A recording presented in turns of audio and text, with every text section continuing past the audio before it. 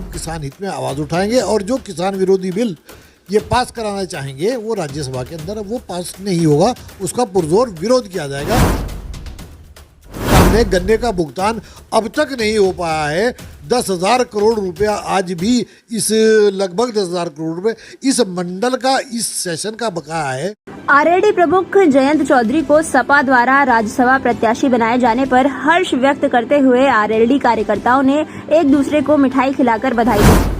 तो Bharat today news देख रहे हैं आप और मैं हूं आपके साथ हसीब खान। इस समय हम जनपद सहारनपुर की नकुड़ विधानसभा में मौजूद हैं और नकुड़ विधानसभा की बात करें हम, राज्यसभा के लिए प्रत्याशी बनाए गए हैं जयंत चौधरी को राज्यसभा का प्रत्याशी बनाया गया है समाजवादी और रालोद गठबंधन से। इसी को चर्चा करने के लिए हमारे साथ राष्ट्रीय लोकदल के जिलाध्यक्ष राव केसर जी मौजूद हैं। ये सीधा उनसे बात करते हैं और जानते हैं किस प्रकार उन्होंने यहाँ एक प्रोग्राम किया, एक खुशी का माहौल था, खुशी जताई गई। आइए उनसे सीधा बात करते हैं।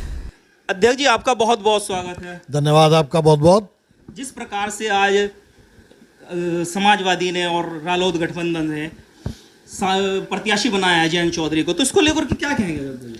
देखिए, राज्यसभा में किसान प्रतिनिधित्व बिल्कुल नगण्य था। आज किसान राजनीति, भारत कृषि प्रधान देश है, आज किसानों में हर्ष का माहौल है। आज राज्यसभा के अंदर माननीय पूर्व प्रधानमंत्री किसान मसीहा चौधरी चरण सिंह जी के सच्चे वारिस और सच्चे किसान हितैषी आज राज्यसभा के लिए प्रत्याशी बनाया गया है समाजवादी और राष्ट्रीय लोकदल के गठबंधन से। और निश्चित रूप से अब सदन में किसान की बात होगी, वरना पिछले 6 साल से 7 साल से मैं देख रहा हूँ कि किसी भी सदन के अंदर किसान प्रतिनिधित्व शून्य होने के कारण कोई किसान की बात नहीं हो रही थी। सिर्फ मंदिर मस्जिद आपका हिंदू मुस्लिम इससे ऊपर उठने की कोई बात नहीं थी। अब एक किसान प्रतिनिधि के रूप में माननीय जयंत चौधरी जी राज्यसभा में पदार्पण करेंगे और निश्चित रूप से अब किसानों के अच्छे दिन आने वाले हैं।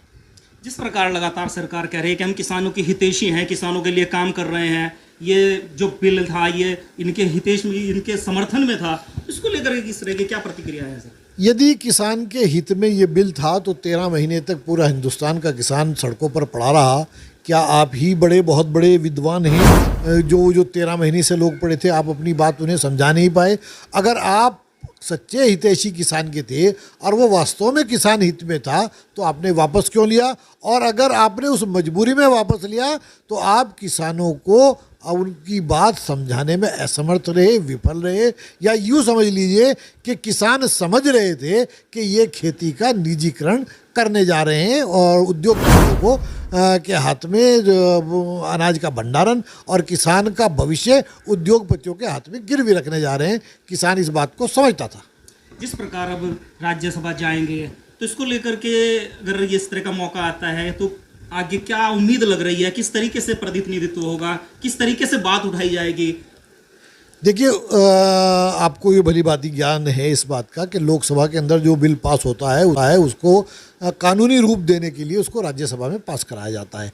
और राज्यसभा में जैसे अभी कहा कि किसान प्रतिनिधित्व बिल्कुल नगण्य था, माननीय जयंत चौधरी जी के वहाँ जाने से जो और किसान हितैषी पार्टियों के और भी लोग वहाँ बैठे हैं, समाजवादी पार्टी के हैं या और वेस्ट की पार्टियाँ हैं या कुछ और दलों के लोग भी जो किसान का भला तो चाहते हैं लेकिन किसान राजनीति पर इतनी पकड़ नहीं रखते हैं, माननीय जयंत चौधरी जी के नेतृत्व में खड़े होकर वो लोग अब किसान हित में आवाज़ उठाएंगे और जो किसान विरोधी बिल ये पास कराना चाहेंगे वो राज्यसभा के अंदर वो पास नहीं होगा, उसका पुरजोर विरोध किया जाएगा। अब वहाँ किसान नेता का पदार्पण की आहट हो चुकी है। जिस प्रकार आज विधानसभा में बजट पेश हुआ है तो बजट को लेकर क्या कहेंगे? देखिए, लगभग 24 करोड़ की जनता उत्तर प्रदेश की अपने आप को ठगा सा महसूस कर रही है। ये छठा बजट और घटा बजट है। हर चीज़ में पैसे घटा दिए गए, तेल के पैसे। अब आप ये बताइए कि हम अगर उनसे कोई पूछने वाला हो, जो मानी जगह वहाँ सदन में लोग पूछते हैं कि पेट्रोल से जितने सेस के पैसे, जितने डीजल के पैसे आपने कमाए हैं उनका आपने उपयोग कहाँ किया? कृषि बजट में कोई बढ़ोतरी नहीं हुई, आपके रक्षा बजट में कोई बढ़ोतरी नहीं हुई, किसान के हित में जितने भी पशुपालन में कोई बढ़ोतरी नहीं हुई, जितने भी किसान से रिलेटेड जितने डिपार्टमेंट हैं सबका बजट घटा दिया गया। अगर बढ़ाया गया है बजट तो केवल उसका बढ़ाया गया है जिससे पूंजीपतियों को फ़ायदा पहुंचे। ये किसान विरोधी बजट है और उत्तर प्रदेश की जनता अपने आप को ठगा सा महसूस कर रही है। जिस प्रकार मुख्यमंत्री कह रहे हैं किसानों के लिए बजट आया है, किसानों का विशेष ध्यान रखा गया है, इसको लेकर के क्या? मुख्यमंत्री को तो ये भी पता नहीं। मैं उनसे पूछना चाहता हूँ, अगर वो बता दें कि 1 बीघे में कितने गज होते हैं तो मैं उन्हें मान जाऊंगी साहब वो किसने नीचे दे। उन्हें तो किसान की परिभाषा का ही पता नहीं है क्या है।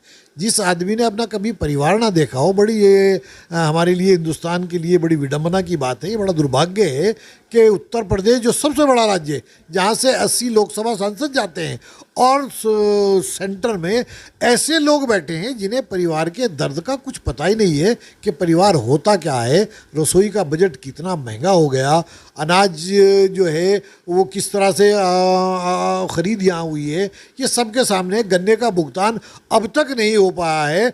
10,000 करोड़ रुपया आज भी इस लगभग 10,000 करोड़ रुपए इस मंडल का, इस सेशन का बकाया है।